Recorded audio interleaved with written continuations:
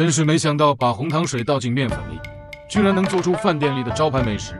很多人都不会，其实做法也很简单。先在大碗中倒入120克红糖，加入300毫升的开水，一点老抽上色，充分的搅匀，让红糖都融化开。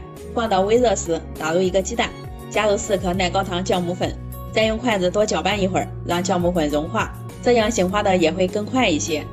直接把搅好的红糖水倒在400克面粉中，搅拌成细腻光滑的面糊，像这个稀稠度即可。盖上盖子，醒化2倍大。看这化好的面糊，里面都是小气孔，多搅拌一会儿，排排里面的空气，这样做好的成品也会更加蓬松。下面准备几个锡纸小碗，它可以蒸也可以烤，而且不容易变形，还可以反复使用。在里面刷点油防粘，倒入面糊，装到气坤满就行了。蒸出里面的气孔，再摆上红枣丁，放入蒸锅，再醒花10分钟。醒好后蒸上15分钟，焖3分钟开盖。哇，太漂亮了，每一个都开花了。这样蒸好的红糖花糕松松软软的，吃起来也很香甜，一点也不粘牙，还有点筋道的口感。